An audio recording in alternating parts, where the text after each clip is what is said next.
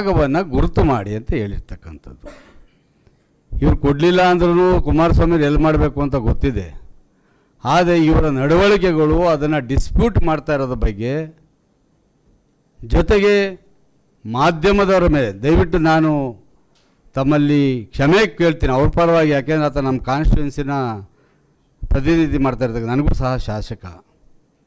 ಎದೆಗುಂದಬೇಡಿ, ನೀವು 4ನೇ ಅಂಗ ಈ ಸಂವಿಧಾನದಲ್ಲಿ. ಅವ್ರು ಏನೇ ಅಂದ್ಕೊಳ್ಳಿ, ನಿಮ್ಮ ಕರ್ತವ್ಯನ ನೀವು ಶ್ರದ್ಧಾಪೂರ್ವಕ ಪಾಲನೆ ಮಾಡಿ, ತಲೆ ಕೆಡಿಸ್ಕೊಳ್ಳೋದು ಬೇಕಾಗಿಲ್ಲ. ಅವರು ಎಗರಾಡೋದು, ಅದಾದಮೇಲೆ ನಾನು ಯಾವುದೋ ಮಾತೆ ತಗೊಬಿಟ್ಟಿದ್ದೆ, ಬಿ ಪಿ ಹೆಚ್ಚಾಗ್ಬಿಟ್ಟಿತ್ತು ಅನ್ನೋದು ಇದೆಲ್ಲ ಗೊತ್ತಿರ್ತಕ್ಕಂಥದ್ದು. ಮನುಷ್ಯ ಬೆಳಿಬೇಕಾದ್ರೆ ಮೆಟ್ಲುಗಳ ಹಾಕೋತಾರೆ, ಬೆಳೆದ ಮೇಲೆ ತಳ್ತಾರೆ. ಈಗ ಭಾಳ ಎತ್ತರದಲ್ಲಿದ್ದಾರೆ. ನೀವು ಅವ್ರ ಕಣ್ಣಿಗೆ ಮನುಷ್ಯ ಥರ ಕಾಣ್ತಾ ಇಲ್ವೇನೋ ಅಥವಾ ನಾವು ಮನುಷ್ಯ ಥರ ಕಾಣ್ತಾ ಇಲ್ವೋ ನಮಗೆ ಗೊತ್ತಿಲ್ಲ. ಇದು ಪರಿಸ್ಥಿತಿ ಇರ್ತಕ್ಕಂಥದ್ದು. ಅಭಿವೃದ್ಧಿ ವಿಷಯದಲ್ಲಿ ನಾವು ಸೋತಿದ್ದೀವಿ.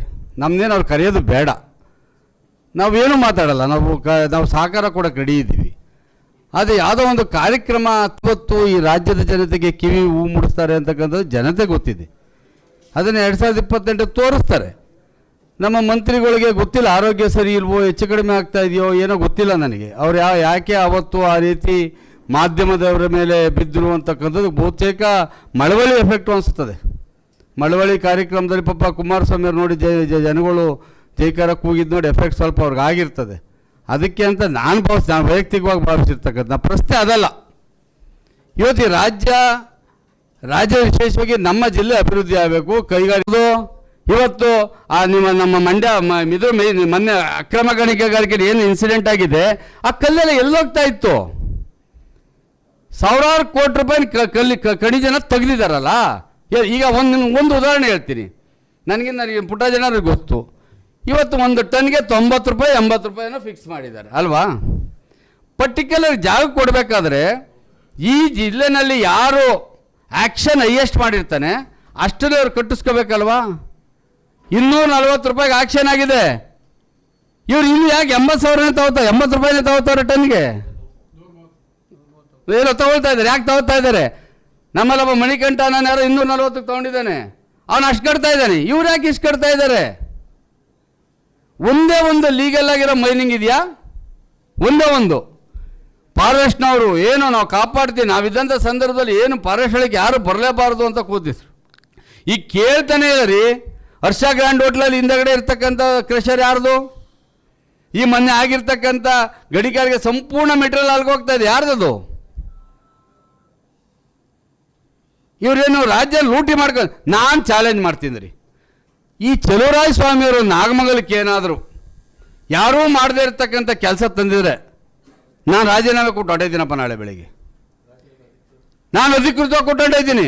ಯಾವುದಾದ್ರೂ ನೀರಾವರಿ ಯೋಜನೆ ತಂದಿದ್ದಾರೆ ಅಂದರೆ ಅವ್ರ ಕಾಲದಲ್ಲಿ, ಯಾವ್ದಾರು ಕುಡಿಯೋ ನೀರಿನ ಯೋಜನೆ ತಂದಿದ್ದಾರೆ ಅಂದರೆ ಅವ್ರ ಕಾಲದಲ್ಲಿ, ಯಾವ್ದಾರು ಶಾಲಾ ಕಾಲೇಜುಗಳಿಗೆ ಅವರು ಗ್ರ್ಯಾಂಟ್ ತಂದಿದ್ದಾರೆ ಅಂದರೆ, ನಾವು ತಂದಿರೋ ಗ್ರ್ಯಾಂಟ್ಗಳನ್ನ ಪೂಜೆ ಮಾಡಿಕೊಂಡು ಗಿರಾಕಿ ನಾನು ಮಾಡಿದೆ ಅಂತ ಹೇಳಿದ್ರೆ ಅದೇನು ಅವನ ಅದೃಷ್ಟ ಏನು ಅಂದರೆ ಎಲ್ಲ ಮುಗಿಯೋ ಟೈಮಿಗೆ ಅವ್ರು ಗೆದ್ದು ಬಿಡ್ತಾರೆ, ಕಲ್ಲು ಅಂಟಿಸ್ಕೊಂಡ್ಬಿಡ್ತಾರೆ.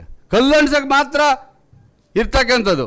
ನಾನು ಇವತ್ತು ಹೇಳ್ತಾ ಇದ್ದೀನಿ, ಅಲ್ಲಿರ್ತಕ್ಕಂಥ ನಮ್ಮ ಏನು ಮಂಡ್ಯ ರೋಡಲ್ಲಿ ಬರ್ತೀರಿ ನೀವು, ಡಿಪ್ಲೊಮಾ ಕಾಲೇಜ್ ಇರೋದು, ITI ಕಾಲೇಜ್ ಇರೋದು, ಡಿಗ್ರಿ ಕಾಲೇಜ್ ನಾನು ತಂದಿದ್ರಿ ಗ್ರ್ಯಾಂಟು. ನಾನು ಅದು ವಿರೋಧ ಪಕ್ಷದಲ್ಲಿ ಪುಟ್ಟರಾಜ್ ಅವ್ರು ಹೇಳ್ತಾ ಇದ್ರು, ಅವರು ವಿರೋಧ ಪಕ್ಷದಲ್ಲಿ ಈ ಜಿಲ್ಲೆಯವರೇ ಮುಖ್ಯಮಂತ್ರಿ ಆಗಿದ್ದಂಥ ಸಂದರ್ಭದಲ್ಲಿ ಅವರು ಅಸಹಾಯಕತೆ ಹೆಂಗೆ ತೋರಿಸ್ಕೊತಾ ಇದ್ರು ಅಂತ ನಾನು 2 ಸರಿ ವಿರೋಧ ಪಕ್ಷದಲ್ಲಿ ತಂದಿರ್ತಕ್ಕಂಥದ್ದು. ಇವ್ರ ಕೆಲಸಗಳೇನಪ್ಪ ಅಂದರೆ 63 ಕೋಟಿ ಇದ್ದು 168 ಕೋಟಿ ಮಾಡ್ಕೊಂಡಿದ್ದು, ಈಗ 212 ಕೋಟಿಯಿಂದ ಒಂದು 400 ಚಿಲ್ಲರೆ ಮಾಡ್ಕೊಳ್ಳೋದು. ಇವ್ರು ಮಾಡೋದು ಕೆಲಸ ಅಷ್ಟೇ. ಎಲ್ಲೋ ಒಂದು ಮಿನಿ ವಿಧಾನಸೌಧಗಳು ಇಡೀ ರಾಜ್ಯದಲ್ಲಿ SM ಕೃಷ್ಣ ಅವ್ರು ಕೊಟ್ಟರು ರೀ. ಅದಾದಮೇಲೆ ಕುಮಾರಸ್ವಾಮಿ ಅವ್ರು ಕಂಟಿನ್ಯೂ ಮಾಡಿದ್ರು. ನಾನು ತಂದೆ ಏನೋ ಒಪ್ಕೋತೀರಪ್ಪ, ಒಂದು RTO ಆಫೀಸ್ ತಂದಿರೋದು, ಮಂತ್ರಿ ಆಗಿದ್ದೆ ಅಲ್ಲಿ ತಂದಿದ್ದಿ. ಈ ಪುಟ್ಟರಾಜ್ ನಾವು ಮೈನರ್ ಇರಿಗೇಷನ್ ಮಂತ್ರಿ ಆಗಿದ್ರು, ಅವ್ರು ನಾನು ಮಂತ್ರಿ ಆಗಿದ್ದೆ ಅಂತ ತಗೊಂಡೋಗಿ ಅವರ ಡಿವಿಷನ್ ಆಫೀಸ್ ಅವರ ದುಡ್ಡದಲ್ಲಿ ಹಾಕ್ಕೊಂಡಿದ್ರು. ಅದೇನು ಮಹಾನ್ ಕೆಲಸನಾ? ಕುಮಾರಸ್ವಾಮಿ ಅವ್ರ ಬಗ್ಗೆ ಮಾತಾಡ್ಕೊಂಡು ರಾಜಕೀಯ ಮಾಡೋ ಕೆಲವು ರಾಜಕಾರಣಿಗಳು ಹೊಂಟ್ಬಿಟ್ಟವೀಗ. ಇಲ್ಲ ಯಾವುದೋ ಅವರ ಇವು ಚೇಲಗಳ ಬಿಟ್ಕೊಂಡು ನಮ್ಮ ಬಗ್ಗೆ ಮಾತಾಡ್ಸೋದು. ನಾವು ಅದಕ್ಕೆ ತಲೆನೂ ಕೆಡಿಸ್ಕೊಳ್ಳೋಕ್ಕಿಲ್ಲ, ಜನ ತೀರ್ಮಾನ ಮಾಡ್ತಾರೆ. ದಯಮಾಡಿ ಪತ್ರಕರ್ತ ಮಿತ್ರ ನೀವು ಇಲ್ಲಿದ್ದೀರಿ, ಅದು ಯಾರಾಗಲಿ ನಮ್ಮ ಪಕ್ಷದವ್ರು ಇನ್ನೊಂದು ಪಕ್ಷದಲ್ಲಿ ಯಾರು ಎದುರಿಕೆಗೂ ಬಗ್ಬೇಡಿ. ನಿಮ್ಮ ಕೆಲಸ ನೀವು ಮಾಡಿ, ನಿಮ್ಮ ಜೊತೆ ನೈತಿಕವಾಗಿ ನಾವು ನಿಮ್ಮ ಜೊತೆ ಇರ್ತೀವಿ. ಯಾವ ಮಂತ್ರಿಗೂ ನೀವು ಕೇರ್ ಮಾಡಿ, ನಿಷ್ಪಕ್ಷವಾಗಿ ನೀವು ಕೆಲಸ, ನಾನು ತಪ್ಪು ಮಾಡಿದ್ರು ಬರೀರಿ, ಇನ್ನೊಬ್ಬ ತಪ್ಪು ಮಾಡಿದ್ರು ಬರೀರಿ. ಕರ್ನಾಟಕ ನ್ಯೂಸ್ ಡಿಜಿಟಲ್ ಚಾನಲ್ ಅನ್ನು ಈಗಲೇ ಸಬ್ಸ್ಕ್ರೈಬ್ ಮಾಡಿ. ಧನ್ಯವಾದಗಳು.